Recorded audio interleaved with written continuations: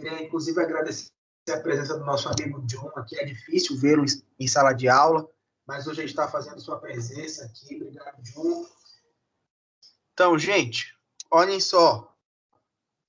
Ao longo desses meses, nós habitualmente estamos falando a respeito sobre educação em saúde, sobre o processo que envolve a educação continuada.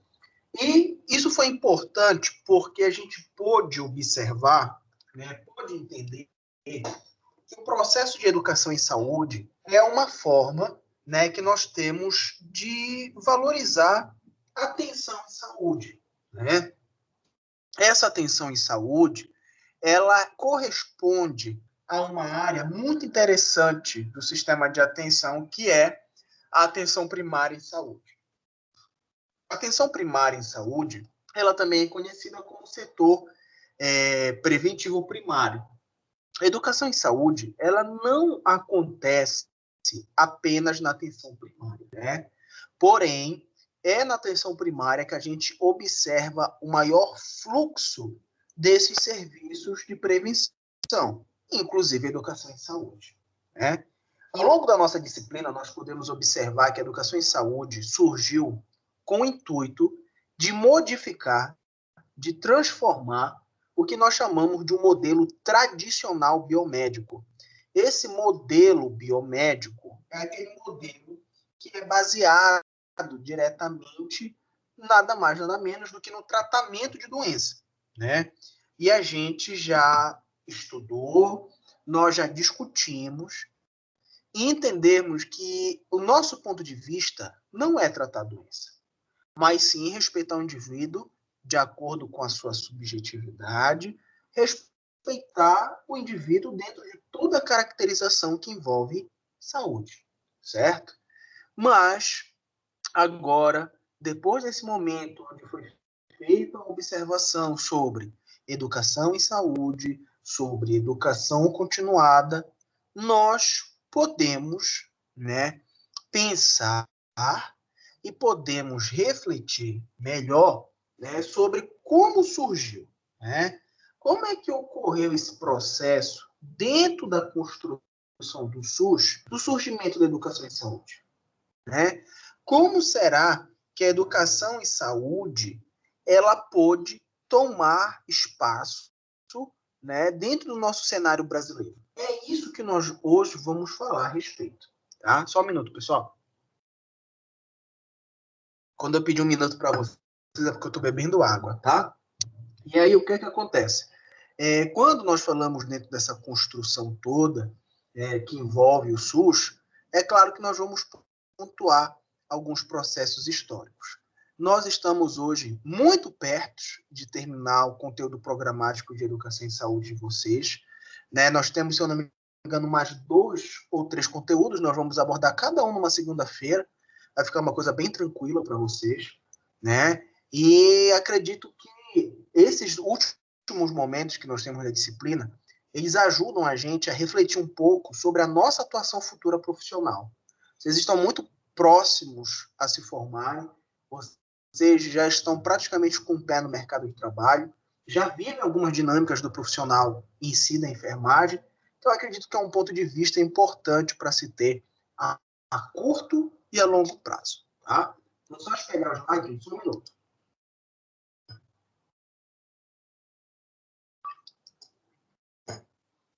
Gente, vocês estão conseguindo ver os slides, sim ou não? Sim. Sim, perfeito. Então, olha só, pessoal, quando nós falamos em atenção primária à saúde no SUS, contexto de desafios, nós estamos falando da estrutura de saúde onde há a maior frequência de processos educacionais, onde há a maior frequência de educação em saúde. É na atenção primária à saúde. Representada pelas estratégias de saúde da família, na sua grande maioria, pelas unidades de saúde, entre outras unidades de pronto atendimento. Perfeito. Já que a atenção primária ela é representada, nela possui a maior frequência de processo de educação em saúde, será que ela já atingiu uma estrutura autossuficiente? Será que nós já temos um processo bem exemplar de educação em saúde? Vamos discutir isso agora, tá bom? Bom, no nosso próximo slide, nós temos um breve histórico sobre esse novo pensamento e o surgimento dessa discussão que envolve a educação em saúde, né? O que é preciso a gente entender? Desde o momento que se pensou no SUS, né, até a sua criação, até a Lei 8.080, nós temos aproximadamente 40 anos, né, desde aquele período até hoje. Nesses 40 anos, nós tivemos um avanço significativo nas políticas públicas de saúde. Mesmo se tendo esse avanço significativo, a gente também percebeu algumas fragilidades no sistema de saúde. Quais foram? O SUS surgiu e, através dos seus princípios e diretrizes, né, permitiu ao indivíduo a ter acesso aos diversos níveis de complexidade dos serviços de saúde. Isso significa dizer que esse indivíduo ele pode utilizar desde uma unidade de saúde, uma unidade de referência, um centro de referência, até uma unidade hospitalar. Perfeito. Porém, quando a gente fala da utilização dos serviços de saúde, habitualmente, ou seja, frequentemente, os serviços mais utilizados ainda são em nível hospitalar. Isso significa dizer que grande parte das pessoas procuram o auxílio médico já na última ponta dos serviços de saúde, ou seja, atenção hospitalar. Se esse indivíduo procura a atenção hospitalar, significa dizer que provavelmente ele já está com sinais e sintomas de qualquer patologia adaptados ao seu corpo, né? Presentes no seu corpo, melhor dizendo. E isso significa dizer que os atos preventivos que ele realizou ou foram inexistentes ou foram incapazes de surtir efeito. Perfeito. Se a gente for elencar agora vários problemas de saúde pública, como hipertensão, diabetes, câncer de pulmão, a violência, transtornos mentais, todos esses problemas que eu falei para vocês, eles possuem características preventivas. A gente consegue evitar o agravamento do diabetes? Consegue. De hipertensão arterial? Consegue. A gente consegue prevenir o adoecimento mental? Muitas vezes consegue, né? Através de atenção preventiva, consegue, né? Porém, isso não é um hábito do ser humano. O processo de educação em saúde existe, mas ele ainda é visto de maneira pouco efetiva ou até mesmo preconceituosa pelos usuários do próprio serviço de saúde, como pelos próprios profissionais que ali utilizam nesse processo. Curiosamente, gente, isso que eu tenho dito para vocês, que é este processo da utilização dos serviços de saúde, que é a utilização da atenção primária, da estratégia saúde da família, também está relacionado diretamente, olha o que eu estou dizendo para vocês, diretamente à condição socioeconômica do indivíduo. Como assim, professor? Vou dar um exemplo para vocês. O público, ou seja, a parcela da população que mais procura o atendimento primário, ou seja, as unidades de saúde, estratégia de saúde da família, e os que mais passam pelos processos de educação em saúde, ainda são as populações economicamente menos ativas, né? Então, aquelas pessoas que estão na pobreza, até abaixo da linha da miséria, da pobreza, desculpa, são as pessoas que mais usufruem da atenção básica. Já a população que faz parte das classes médias e altas são aquelas que mais utilizam diretamente a atenção hospitalar. Como assim, professor? Vou dar um exemplo para vocês. Quando o indivíduo que mora em um bairro mais periférico, mais pobre, ele começa a ter uma dor, ele apresenta uma febre, ele procura a unidade de saúde.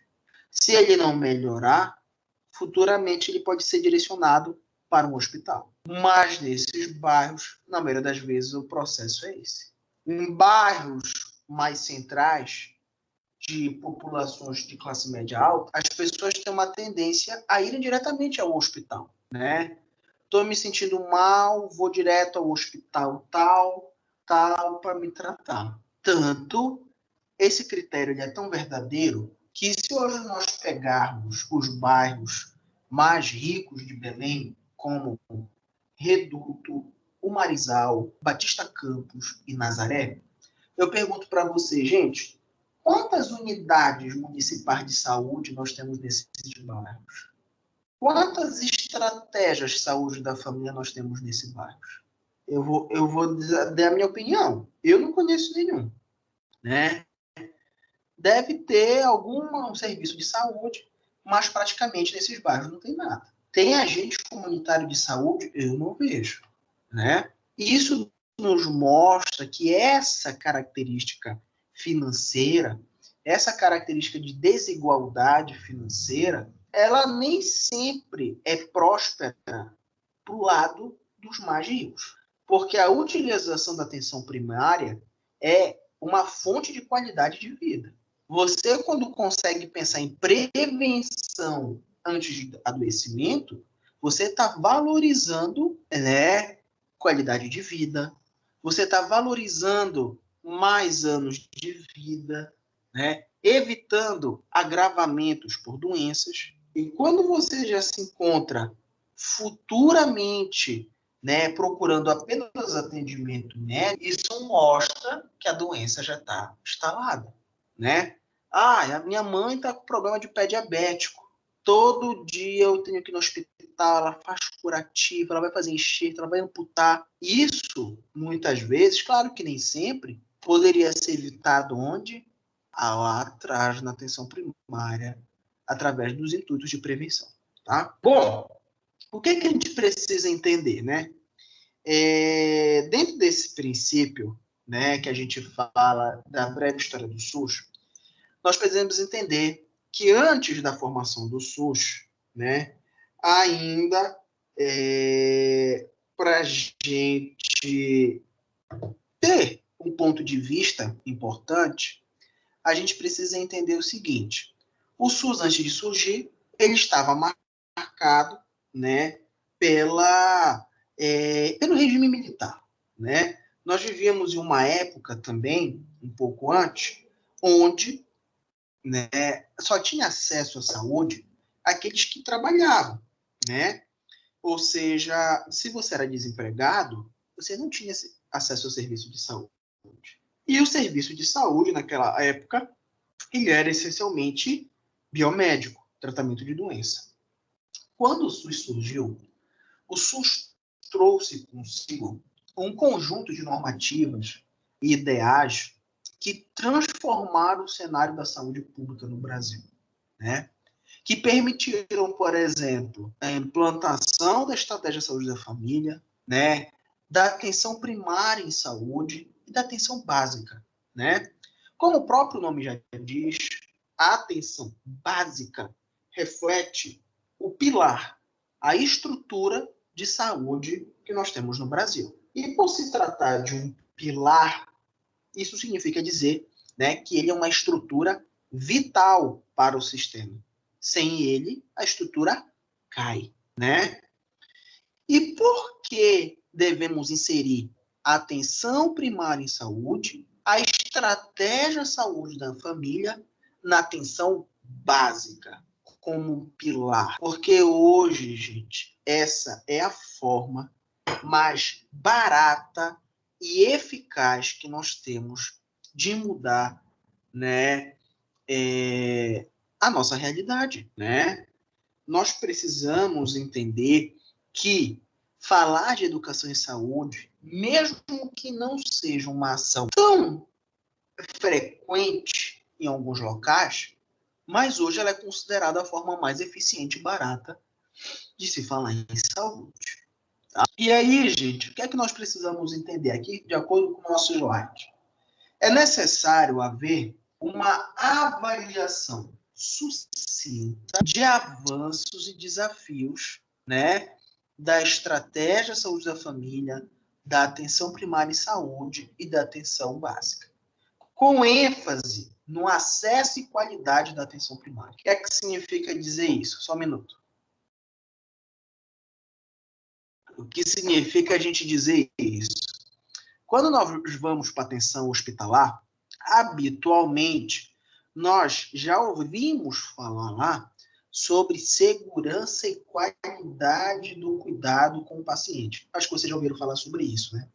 Esse conjunto de normas, né, que como é que eu posso dizer para vocês, que regem essas preocupações dentro do ambiente hospitalar, elas servem como um reflexo para a gente pensar assim, bom, se é qualidade, né, da assistência, nós, né, vamos saber quando aquele serviço está funcionando ou não. Mas a pergunta é o seguinte: existe qualidade na atenção primária em saúde? Nós temos que verificar isso na atenção básica? Isso é importante para a gente? Ou nós temos que realizar isso apenas na atenção terciária? É claro que nós precisamos fazer isso na atenção primária.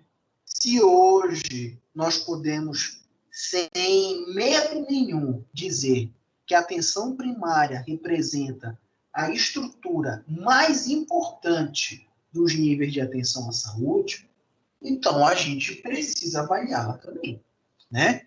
E quando a gente pensa em qualidade, acesso, e a gente vai lá para a atenção primária, a gente olha um posto de saúde, uma estratégia de saúde da família, será que o serviço ofertado ali, ele é avaliado como bom, como regular ou como ruim? A gente não pode falar assim da boca para fora. Nós precisamos investigar, estudar e entender um pouco desse processo, né? A atenção primária em saúde, ela tem muitos benefícios, assim como tem muitas fragilidades. Professor, qual seria uma fragilidade da atenção primária em saúde? Vou dizer uma coisa para vocês: o acesso, né? Ah, professor, mas é porque eu moro ali na Pedreira. Então, sempre que eu preciso, eu vou ali na unidade da Pedreira, lá do lado. Ah, professor, lá na Pedreira, perto ali do canal, tem uma estratégia de saúde da família. Então, tudo bem, tá ótimo. E, sim, e eu pergunto para vocês, será que o indivíduo que mora lá na Ilha do Cumbu, é fácil ele ter acesso ao serviço de saúde? Né? Será que o indivíduo que mora no interior, lá da Ilha do Marajó, será que ele tem facilidade de ter acesso ao serviço? Não. Isso é um problema político? Não necessariamente. Isso é um problema estrutural geográfico, né? Nós sabemos que há uma dificuldade muito grande de deslocamento entre cidades aqui no Pará. Tanto que tem locais que de barco você leva 7 dias para chegar. Isso é uma característica geográfica, né? E não necessariamente política. Então, nós vamos perceber que os problemas que envolvem a atenção primária em saúde, eles não são essencialmente políticos. Não é só porque o político não quer investir na atenção primária. Mas nós temos vários outros elementos, né, que pesam, né, que tem uma participação especial dentro desse processo. Gente, por enquanto, alguém tem alguma pergunta? Francineira, Elielma, Eliane, Edilena, Arielle, Alissa, Aline, Karina, Luzia. Não? Tudo certo, professor. Perfeito, então. Vamos continuar. E aí, gente, nós vamos cair sobre a discussão desse processo que envolve a atenção primária à saúde no SUS. Tá? Bom, dentro da discussão, propostas para fortalecer a estratégia de saúde da família com vistas à universalização, integralidade e equidade do SUS. Para vocês que já estudaram políticas públicas de saúde, né? Vocês já lembram sobre o nosso processo dos princípios e diretrizes do SUS, né? Já discutiram o que é isso. E quando a gente fala de fortalecimento da estratégia de saúde da família, a gente tem que entender por que ela surgiu. Quando a gente pergunta para alguém assim, fulano, o que será que a gente pode fazer para melhorar a saúde das pessoas? como é que a gente pode levar atenção à saúde para as pessoas? Um belo dia foi levantado uma questão importante sobre essa pergunta que eu fiz para vocês, que é o seguinte: alguém falou assim, seria bom se as pessoas tivessem, todas as pessoas tivessem acesso a um profissional de saúde praticamente diariamente, ou tivesse acesso na sua casa a esse profissional. Isso foi uma coisa interessante, né? Porque isso permitiu o que se pensasse, por exemplo, né, de como a gente poderia alcançar essa oferta de profissionais de saúde no lar do morador, do habitante, né, diariamente ali em contato com ele, né? E aí tiveram a ideia do surgimento, né, a ideia da criação da estratégia saúde da família. Estratégia saúde da família, ela é uma ferramenta, né, curiosa, porque nos permite esse atendimento, essa atenção em vários aspectos.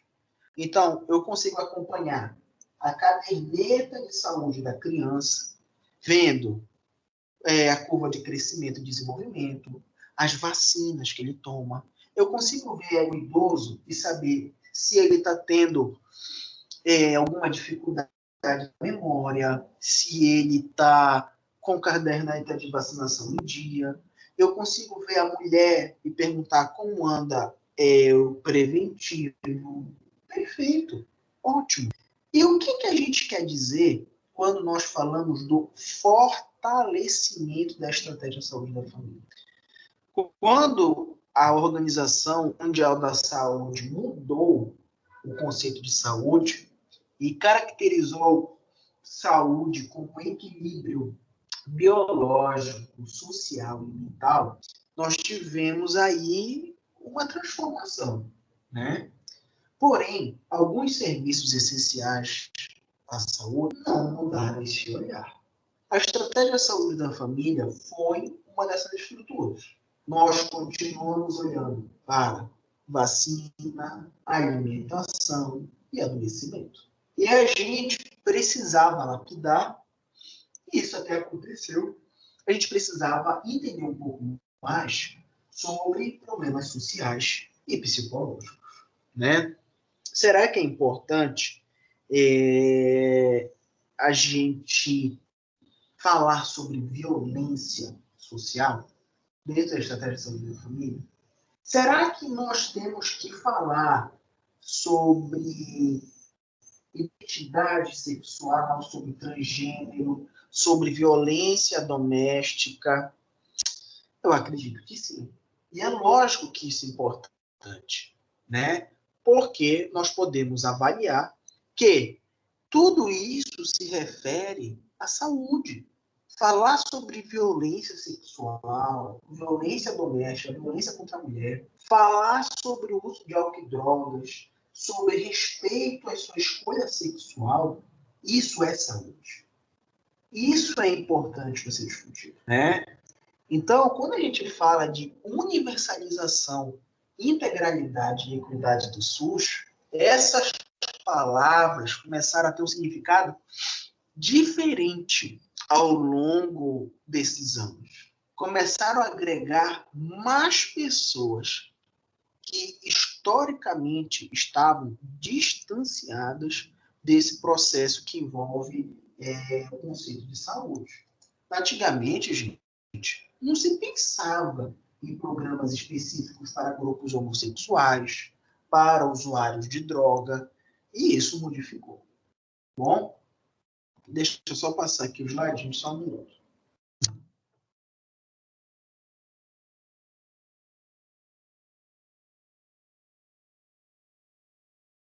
Bom, e aí, pessoal, aqui a gente continua tendo ainda um padrão histórico, né, do que a gente vem discutindo. Esse padrão que hoje nós estamos abordando, ele já traz o que eu citei para vocês anteriormente, ou seja, a ditadura ao processo, né, da democracia. A ditadura militar foi um processo pelo qual a saúde pouco evoluiu.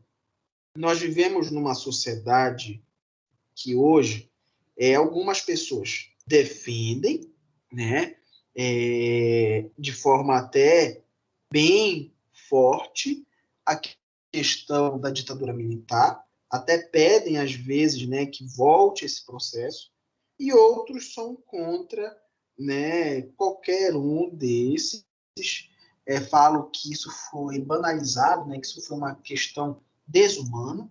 E a verdade, gente, é que dentro do processo de ditadura militar, o SUS, né, que ainda não existia, mas a atenção primária, ela evoluiu muito pouco. Por quê? Porque os serviços, né, eles eram ofertados, porém, esses serviços que eram ofertados, muitas vezes eles eram limitados pela própria ditadura. Por exemplo, naquele período, a ditadura, né, o governo militar, poderia falar o seguinte: hoje esse mês, nós vamos ter vacina, porém, né, esta vacina só vai ser de tétano. Quem tem que tomar a vacina contra hepatite, BCG, entre outras, não vai tomar hoje e nem depois. Nossa, mas como assim? Não, mas eu preciso tomar. Não, você vai tomar isso, porque nós estamos determinando que agora só tem essa vacina, né? Então, nós observávamos né, uma pressão, né, observávamos um desrespeito com o indivíduo que veio mudar o início da democracia, né? Com essa criação da democracia e esse possível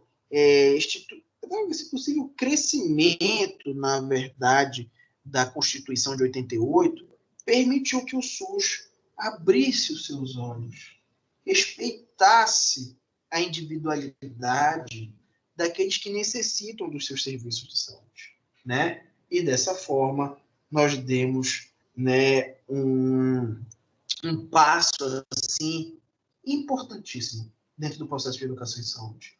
A partir daí, a gente reviu muita coisa importante e foi criado o processo de educação como um método de mudança em saúde.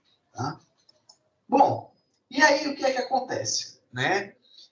Dos anos de chumbo, o caso da ditadura e o nascimento da democracia e do SUS. Gente, a criação do SUS não foi uma coisa prática, né? O que a gente precisa entender? Esse SUS, né, ao surgir, ele não foi um presente político dado à população, né? Por exemplo, não, vamos dar o SUS para o público, ele merece. Não, gente. O SUS, ele foi o resultado de luta popular, né? Vários segmentos da sociedade lutaram, né? E eu vou dizer uma coisa para vocês, muitos morreram para que hoje nós tivéssemos acesso a serviços de saúde, que nós tivéssemos acesso a um serviço gratuito, né? Que tivéssemos acesso a um serviço de qualidade. Tá?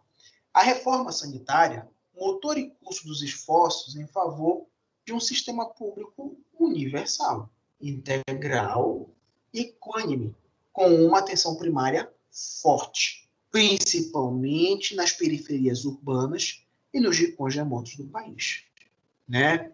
Dessa forma, nós tivemos a reforma sanitária e o início da democracia e da caracterização do que é saúde. Tá?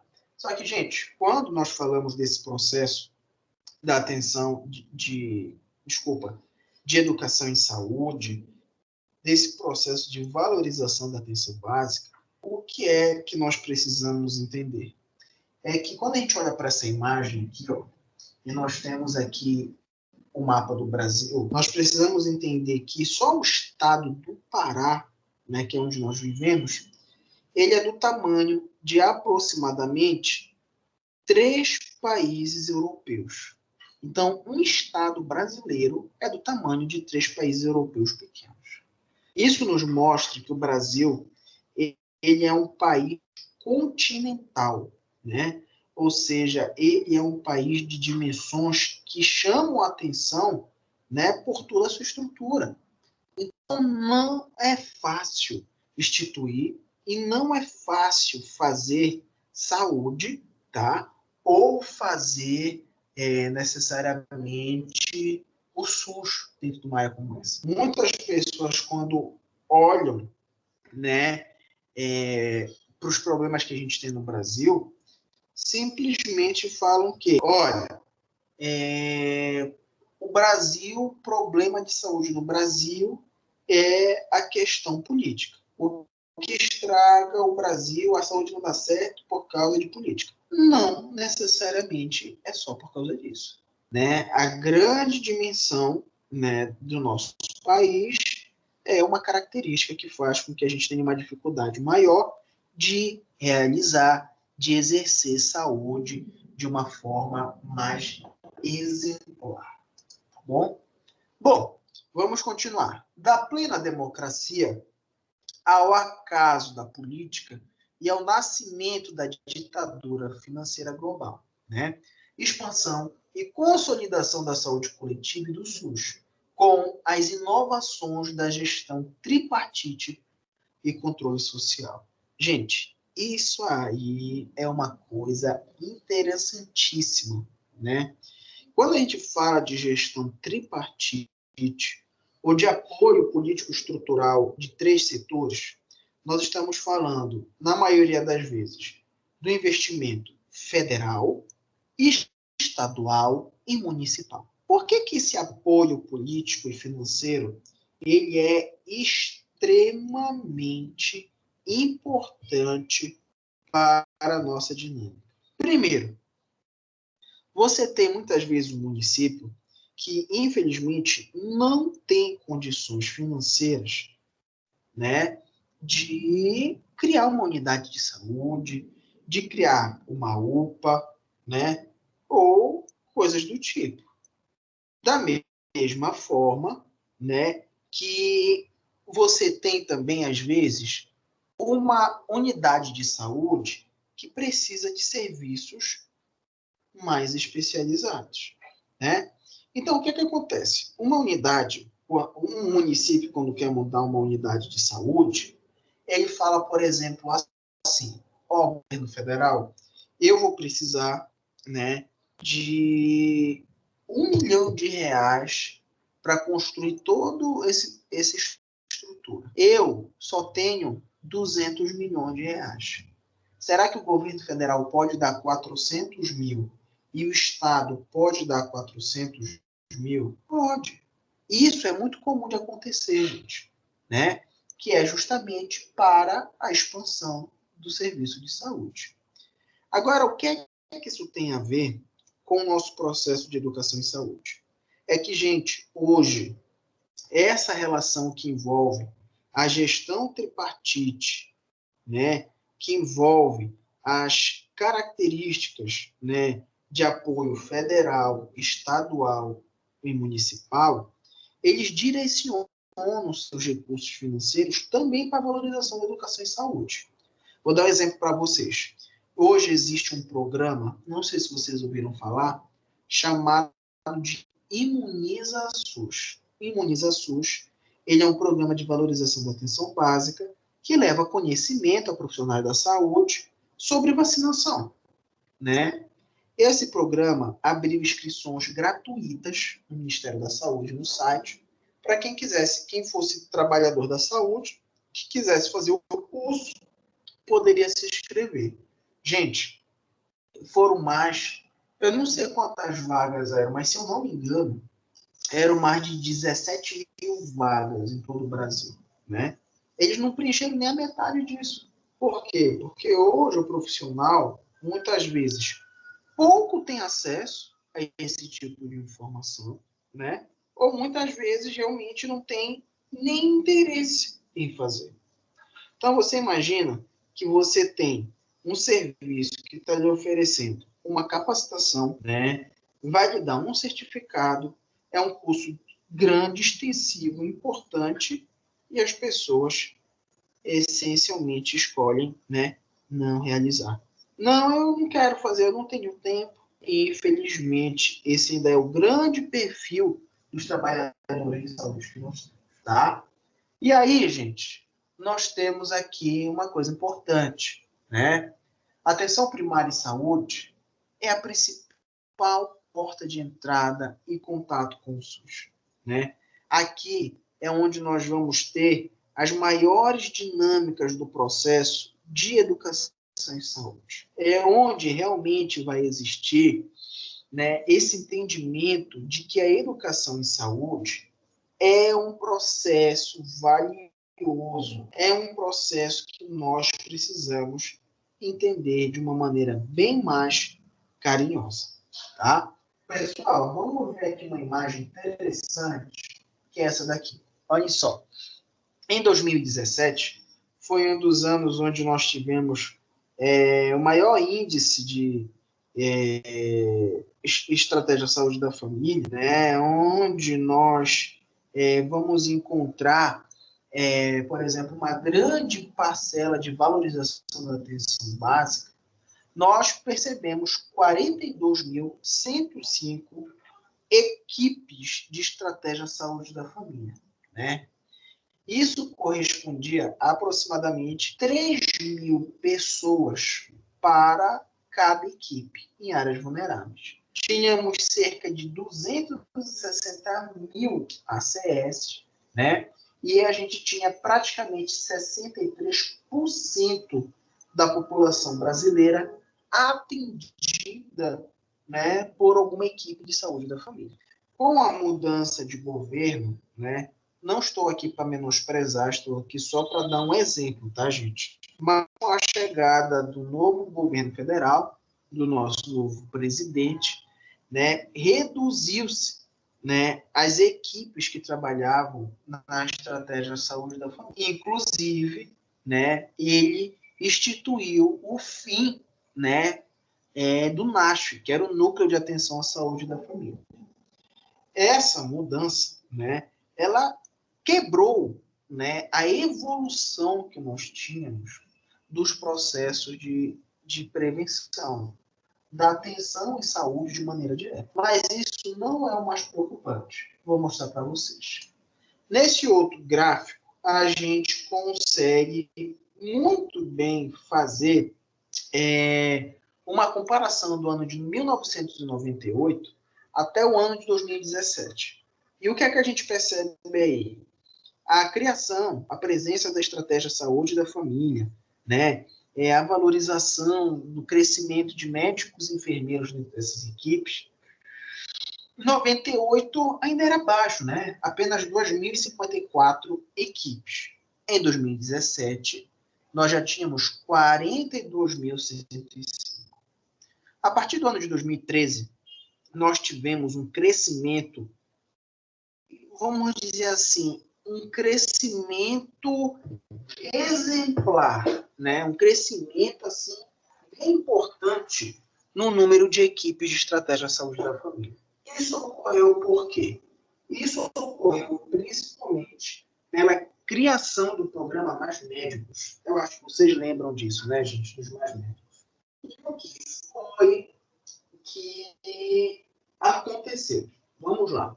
Naquela época, o governo federal precisava valorizar a atenção primária em saúde, e é claro que precisava de profissionais da saúde, médicos, enfermeiros, entre outros, para que eu pudesse, né, ter um serviço eficaz. Os médicos sempre foram muito corporativistas, né? E naquela época, o governo federal estava ofertando R$10.000 para que os médicos pudessem ir trabalhar nessas áreas, né? Mas só que foi o que aconteceu. Os médicos ainda acreditavam ser um valor muito pequeno, né? Então, olha, R$10.000 é um valor muito pequeno que nós não queremos ir para lá. Qual é a escapatória do governo federal, gente? o governo federal contratava profissionais de outros países, ou teria que aumentar, né, o valor sobre aquele valor mensal que ele queria dar para os médicos. Então, nada mais, nada menos, eles contrataram os médicos cubanos. Né? Isso foi uma história muito grande no Brasil. Quando eles começaram a chegar no Brasil, vários médicos fizeram protesto, né, nos aeroportos e tudo mais, e criticavam o trabalho dos mais médicos. Gente, Cuba tem as melhores faculdades de medicina do mundo. Claro, Cuba ensina de uma forma, assim como o Brasil ensina de outra forma, como a Europa, né, de uma outra forma. Porém, as pessoas começaram a criticar o trabalho desempenhado pelos médicos. Começaram, muitas vezes, até a inventar alguns erros para tentar coagir políticos a retirarem o programa Mais Médicos. O que foi que aconteceu? Você ia, por exemplo, lá para o interior, né, de uma cidade já distante. Vamos dizer que você ia para Redenção, ou para Conceição do Araguaia, ia lá para o interior dessa cidade. Lá naquela estratégia Saúde da Família, lá no final do Pará, muitas vezes tinha um médico cubano, né? E eles sempre estavam presentes nessas áreas mais distantes. Com o governo Bolsonaro, o nosso presidente suspendeu e acabou o programa Mais Médicos, tá?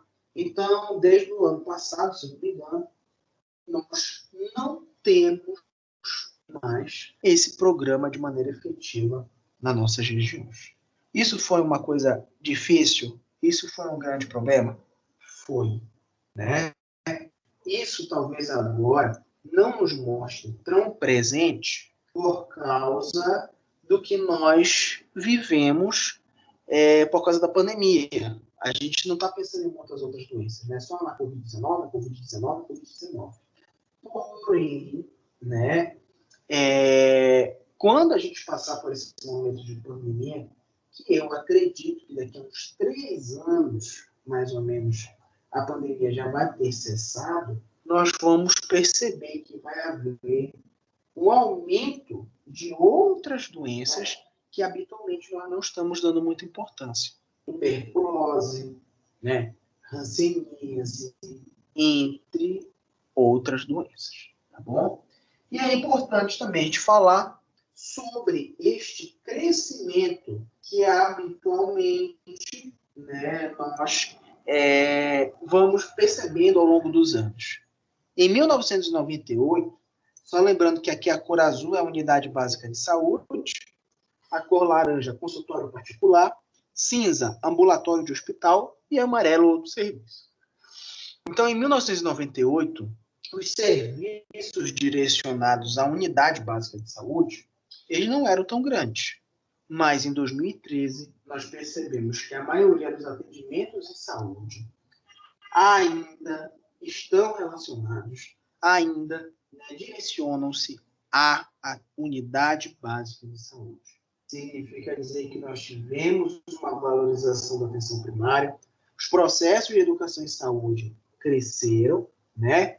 Mas ele teve uma estagnação a partir do ano de 2016, 2017, quando nós já começamos a perceber um novo cenário político que surgiu no Brasil, tá bom?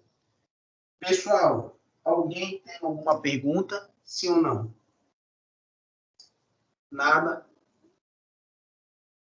Mire, nada, né? Olha só, a gente vai ver, eu vou colocar aqui. Perfeito, eu vou colocar aqui para vocês um vídeo que fala sobre a importância da estratégia de saúde da família. Só um minuto que eu vou só carregar aqui.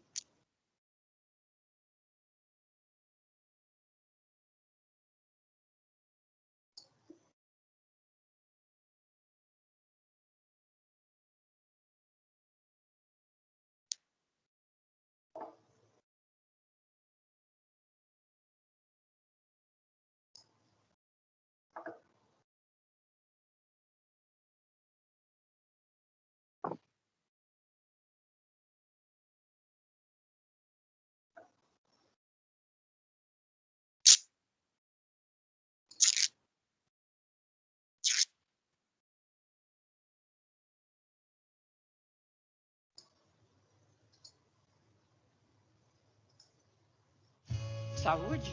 Saúde, para mim, é vida.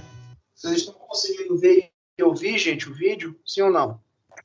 Sim. Tá, perfeito. Então vamos lá. Tendo saúde, a gente vai para frente. E a gente com saúde enfrenta tudo, né? Com saúde, tu consegue trabalhar, tu consegue brincar, tu consegue fazer esporte, tu consegue. Entendeu? Sem saúde a gente não vive. Eu acho que tem que. Saúde assim, é essencial.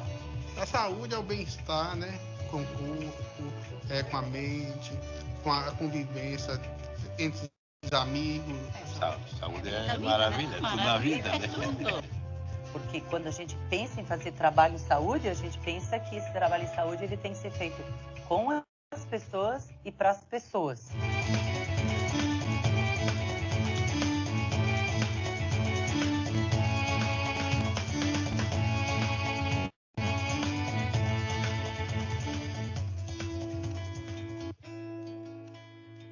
Casa, dona Júlia. E aí, Júlia? Como é que estão? E eu achei que eu ia perder ele. Eu tinha muito medo, assim, dele não vir, né, ao nosso mundo.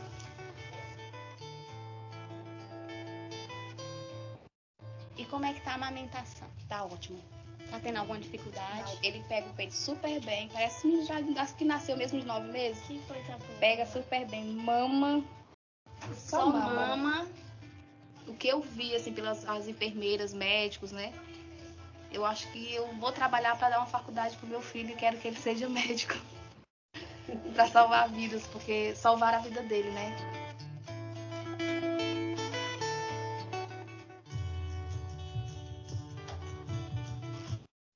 Bom, a estratégia de saúde da família é todo um acompanhamento de toda a família por uma equipe de saúde. É o acompanhamento da família dentro de todo o seu ciclo de vida. Isso eu acho que é um diferencial de saúde da família. Nós não atendemos um paciente, nós atendemos a família, que nós sabemos que isso interfere diretamente na qualidade de vida e na saúde da pessoa. A estratégia de saúde da família faz a promoção da saúde, né? Que ali no hospital você já está lidando diretamente com a doença. Aqui não, você tem como promover essa saúde, evitar que essa pessoa chegue a ficar doente, né? Acompanhando as pessoas de uma forma mais tranquila.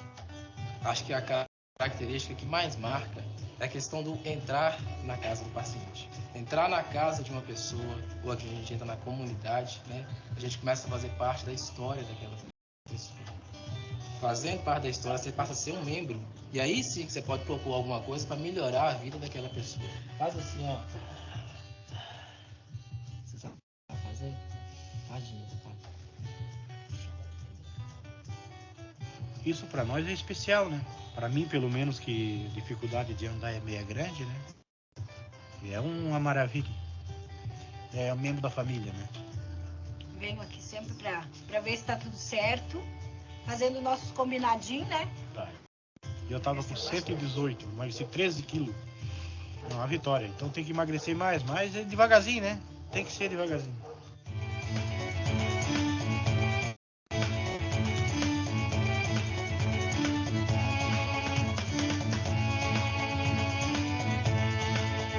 Hoje nós trabalhamos com a equipe mínima, que é o médico, o enfermeiro, o odontólogo, técnico de enfermagem, os agentes comunitários de saúde e o técnico de higiene dental. O modelo da estratégia de saúde da família, ele foca nesse trabalho multidisciplinar e no trabalho de integração. Porque só um não conseguia fazer o serviço. Tem que ter um todo, né? Um grupo. É muito importante esse trabalho em equipe. Os agentes de saúde são os nossos olhos dentro de cada residência. E o nosso papel maior é de informar. O agente de saúde, ele forma assim, uma ponte entre o paciente e o serviço de saúde. Na verdade, a gente faz o trabalho de trazer da comunidade para o posto o que eles precisam, né? Que é discutido em equipe. E depois a gente retorna para a família com o que ficou decidido. Uma consulta, um exame ou uma orientação para aquela família.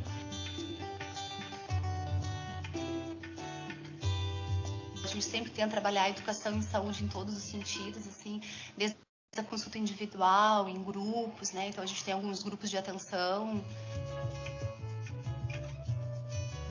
lavava roupa com cigarro na boca, eu varria quintal com cigarro na boca.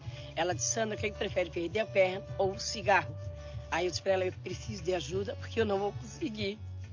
Queres viver, Sandrinha? Acorda. Então já a gente é chamada aqui, é convidada. Aí dali, através dessa reunião, da gente conversar, aí começa o tratamento do cigarro. Não ia. Aí desisti de vir, eu digo, não vou mais não. Aí ele ligou para minha casa. Sandra, a gente tá te esperando. Ninguém vai desistir de ti. Foi isso, porque eu tinha obrigação, pelo que eles lutaram por mim, em deixar o cigarro. E hoje em dia eu agradeço muito. Eu sou muito feliz, porque eu tô livre agora. Isso aqui não é médico, isso aqui é uma amiga.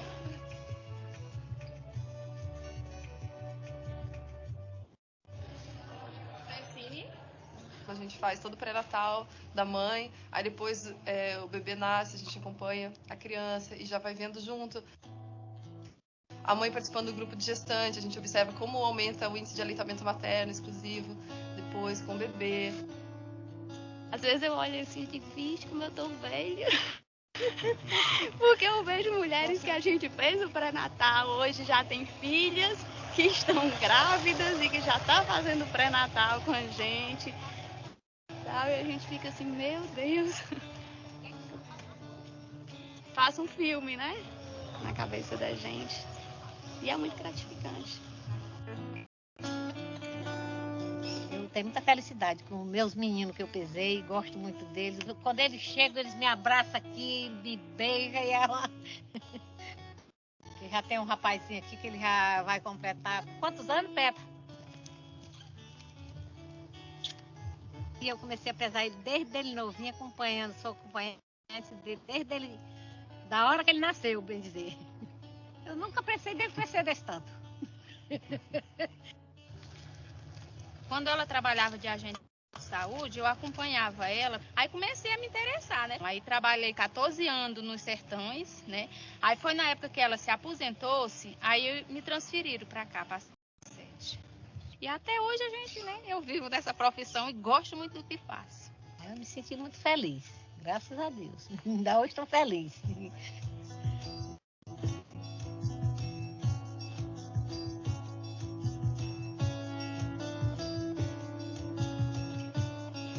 Olha, para mim a saúde deu uma virada. Sim, para melhor. Eu acho que tinha muitas pessoas que tinham preconceito de ir no posto, porque aquele médico aí, aquilo, né, e é mal atendido. Hoje não, as pessoas, as enfermeiras, e todo mundo trata a gente, senhora, como vai? Esse negócio de informatizar que foi uma maravilha. Chega na frente do médico, no instantinho já sabe o que eu fiz, o que eu não fiz. Nós temos aí agora um trabalho muito bom, com o trabalho da enfermeira, do médico, do dentista, dos agentes, a participação das pessoas, né? Exatamente, porque vocês interagiram com a comunidade, foi todo o diferencial, foi a partir daí, né? Vocês não ficaram né, atrás do balcão, somente lá dentro, né?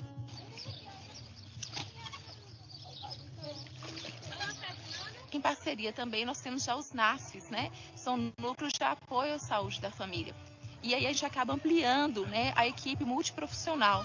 Lá nós temos outros profissionais especialistas, como fisioterapeutas, pediatras, nutricionistas, farmacêuticos, que são pessoas que dão suporte à saúde da família, uma vez que essas categorias profissionais elas não estão inseridas na equipe mínima, né, básica. Mas nós precisamos dessas outras categorias profissionais para continuidade mesmo, interação e melhoria da assistência prestada ao usuário. Bom dia. Tá bem? Tudo bem? Mas você tá ótima, amiga. Tem 2 anos que eu faço parte da equipe e ela já vinha nessa luta há bastante tempo. Né? Lógico que a gente sabia da responsabilidade que a gente tem nessa caminhada dela, nessa melhora dela, mas que dependia muito dela, dessa força de vontade, de querer melhorar a vida, de querer andar, de querer conhecer o que está fora das 4 paredes do quarto.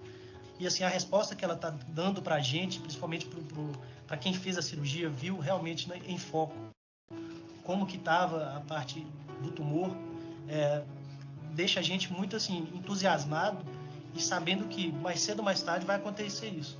Que na hora de uma visita nossa, que a gente não vai ficar sabendo, ela vai abrir a porta para a gente e vai receber a gente em pé. E isso é que vai dar mais entusiasmo para a gente poder seguir à frente nessa luta. E para mim, essa é com minha família. Minha outra família que eu adotei, que eu gosto muito. E eu creio que com a ajuda deles eu vou conseguir andar, ainda eu vou sair andando. Visitar e saber que isso está dando resultado dá uma alegria muito grande que a gente sente por dentro. Muito grande.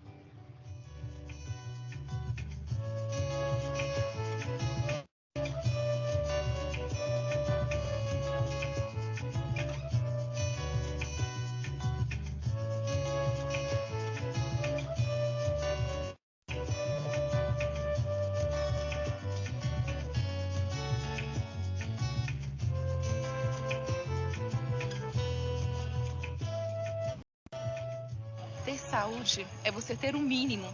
É o bem maior que a gente adquire, que a gente tem que conservar. Pensar no PSF é pensar em avanço. Eles não são só nota 10, são nota 1000. Onde tem PSF, inegavelmente virou hoje sinônimo de melhora de qualidade de vida.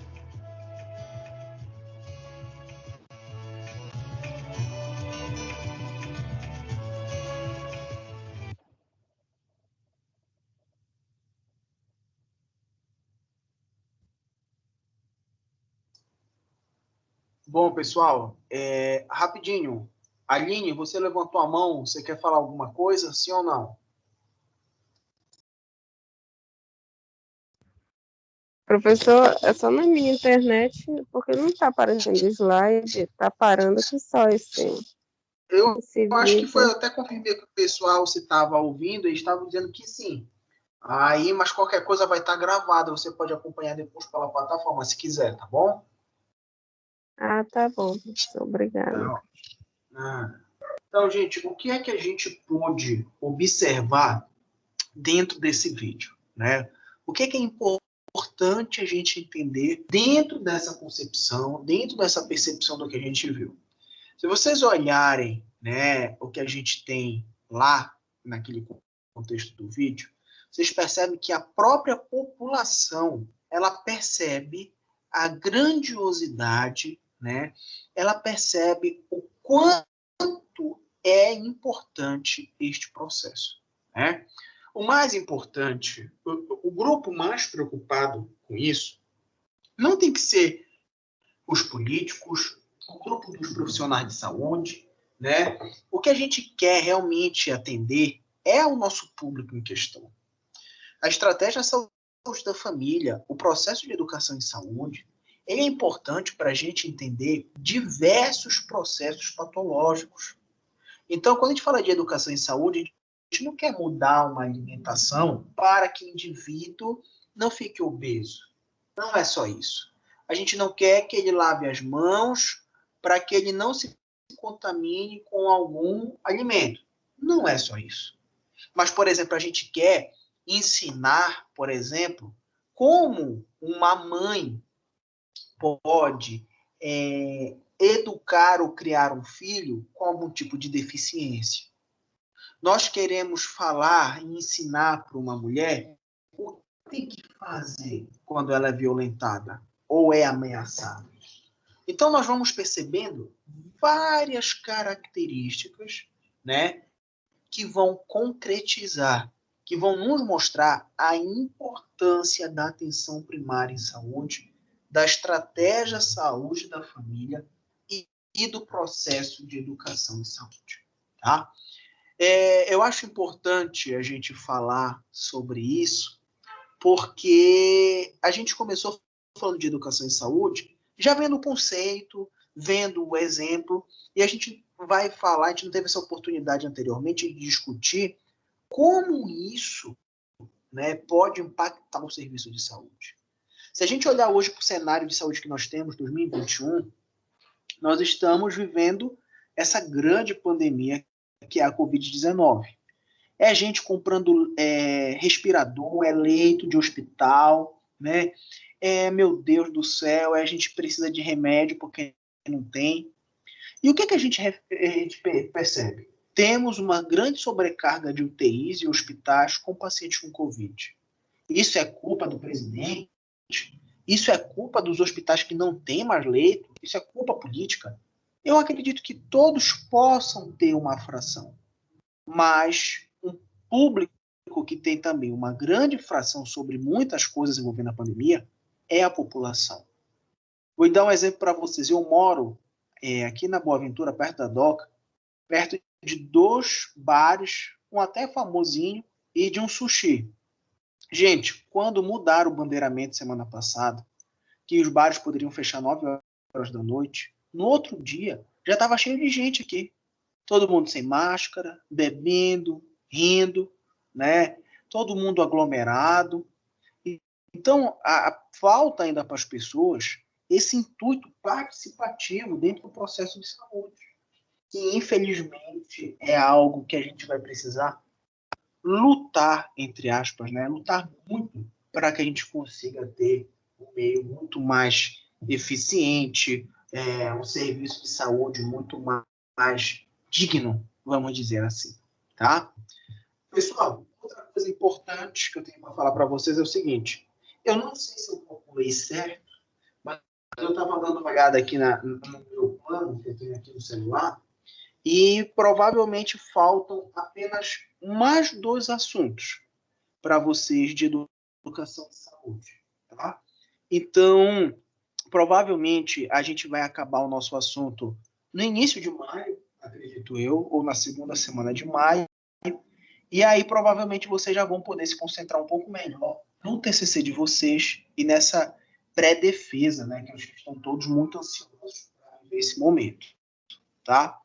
A prova de vocês de educação e saúde, eu provavelmente vou cobrar educação continuada, tá? Ou, se eu não me engano, os tipos de metodologias e o nosso conteúdo de hoje.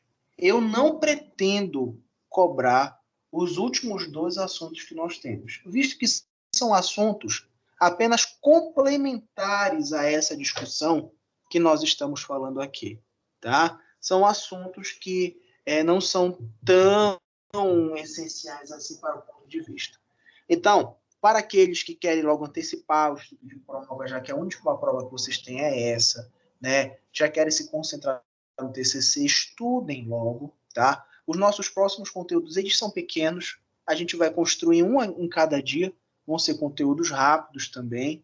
E outra coisa que eu queria dizer para vocês é o seguinte: para aquelas pessoas, algumas daqui já me procuraram, mas para quem tiver com dificuldade, quiser ajuda, né, queira algum tipo de atenção em relação à construção dos seus projetos de TCC, podem me procurar. Estou aqui para ajudar. Tá bom? Sei que algumas pessoas estão preocupadas, às vezes estão um pouco em cima da hora, mas se precisar de qualquer ajuda, eu estou aqui. Tá bom? Alguém quer fazer alguma pergunta? Luzia, Mary, Alissa, Marielle, entre outros. Sim ou não? Tudo certo. Tudo certo, né, Mary? Certo. Esse final de semana, a Mary já aproveitou também, né? Que tiveram aumento desse horário na rua, já estava na rua aqui perto também. Mas quando? Não. Tenho fotos aqui no Facebook, eu vou printar e vou botar lá no grupo. É foto antiga, você está atrasado. Então, tá, com certeza. Então, olha só, gente, deixa eu falar uma coisa para vocês. Hoje de manhã eu tive a oportunidade de falar com uma aluna da manhã que estava preocupada. Diga, Raquel, pode falar.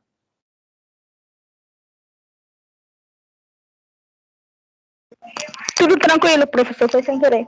Perdão. Tá bom. Tudo bem. E aí, o que foi que ela falou? Ela falou que ela estava um pouco desesperada, não estava conseguindo dormir direito, estava preocupada com esse negócio de TCC. Gente, relaxem, tá? Por favor, ninguém vai reprovar o semestre por causa de TCC.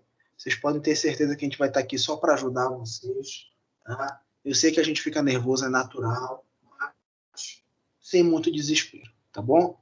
Então, gente, por hoje é só, né? O nosso conteúdo, como eu falei para vocês, os próximos vão ser bem dinâmicos assim e rápidos, tá? Só peço a vocês que vocês cheguem no horário, tá? Porque aí é sempre proporcional. Se a gente começar cedo, a gente também acaba cedo, tá? Eu gosto de estar com um volume bom para a gente poder sempre discutir qualquer dúvida que possa surgir, tá bom? Então, gente, obrigado pela presença de vocês. Fiquem com Deus e uma boa tarde, tá bom? Tchau, professor. Obrigada. Tchau, professor. Obrigada. Beijo, tchau, tchau. Tchau. Professora. Oi.